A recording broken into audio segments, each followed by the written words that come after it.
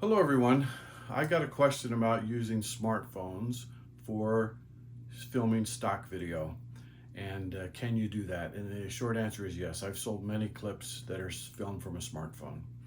But lately I upgraded from an iPhone XR, or maybe that's iPhone 10, I'm not sure, to iPhone 14 Pro.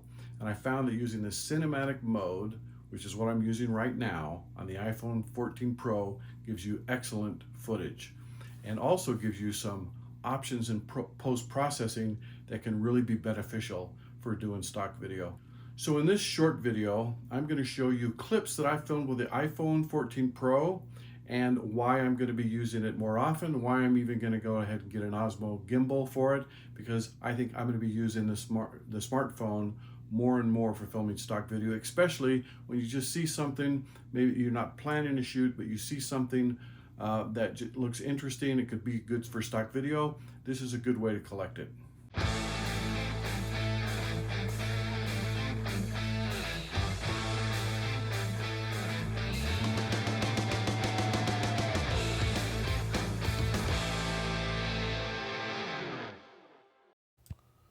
Okay, so this is my wife, and she's petting the cat, watching TV, and I do a focus pull from her face to the cat, and that's the magic of using this.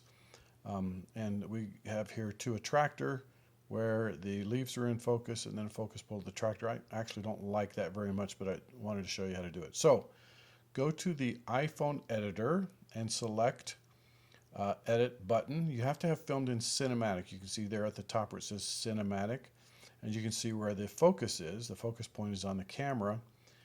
But here's the thing is you can change that after the fact. And all I need to do is go back to the clip and select the leaves, and it changes the focus. This is after you filmed it. It changes the focus to the leaves, and then renders the video on the spot right to that. Then you can press play and go forward to the point where you say, okay, here's where I want the tractor to be in focus. So you press pause, select the tractor, and it puts a keyframe there. And we have now a focus pull, which is a little bit too fast for me, but anyway, you get the point.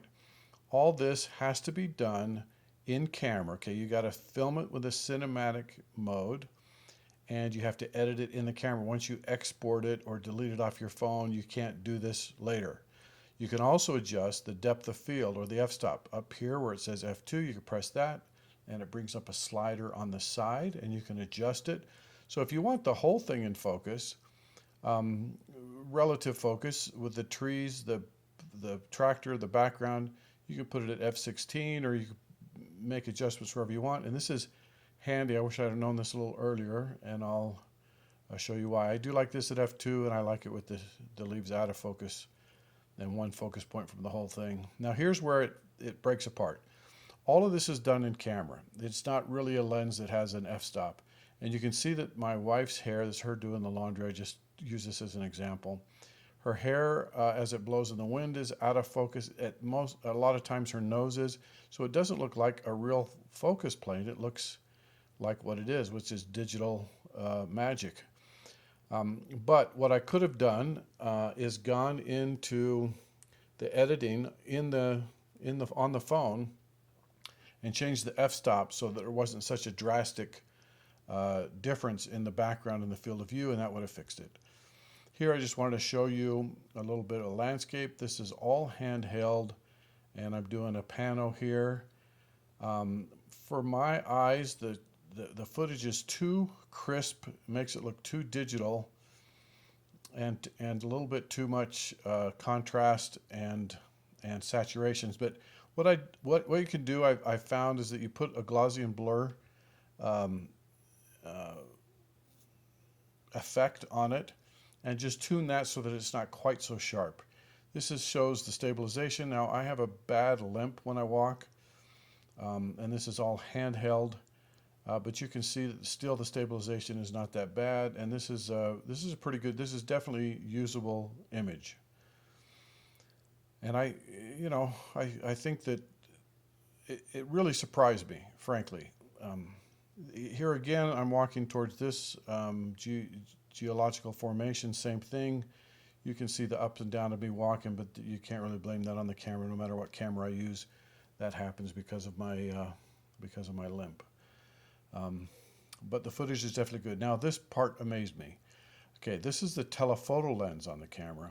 This I was doing a time lapse with my main camera bodies, and so I couldn't stop them. And this guy just brought a Cessna in on the dirt track and was giving tourist rides.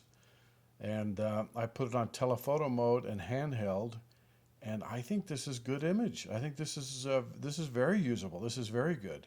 We go by the sun here and we get a glare, but it looks fine to me. Some people even like that, and it's very smooth for a telephoto. It's hard to pan a telephoto lens like that in a smooth way unless you're on a tripod. And again, I'm just sitting in a chair holding this in my hand, and it worked fine. Plane is coming in. The motion blur isn't exactly right, but I still find this very usable footage. And in fact, I did submit this as stock footage because I really quite liked it. Okay, this next clip shows a weakness though. You look at the sky. The sky is just overly saturated, and I couldn't fix that. No matter what I did, it looked fake and digital. And I tried to desaturate, and I found this. I don't know. You might find this usable. I just didn't like the sky at all, so it's not perfect, but certainly it's not bad considering this is a telephoto lens, which even has a smaller sensor than the normal sensor on the iPhone 14 Pro. And also though, look, there's no noise. You can also do time lapses with it. This is a sliding time lapse, and I think it's very usable. And so that's an option for it too. You can put that on a gimbal or a slider or just on a tripod and do a time lapse, and it works out pretty well. One more quick thought for you. This is a handheld picture of the Milky Way with the iPhone 14 Pro, which it just amazes me. It's not nearly as good as a full frame. I wouldn't try to print it, but for social media and that type of thing, it's really quite good. And I wasn't even on a tripod. I was amazed by it. The pictures themselves are good. They're up to 48 megapixels when you use the main camera. If you use the night mode, like this one is, they're 12 megapixels. But I find this, like I say, for Instagram or to send on Facebook or that type of thing. This is a very usable photo, and I was kind of amazed by it. I hope this was helpful. Please consider giving me a like and a comment. I answer to all comments. Subscribe for future content. This channel is about stock video passive income, and I hope it's helpful to you. Have a good day.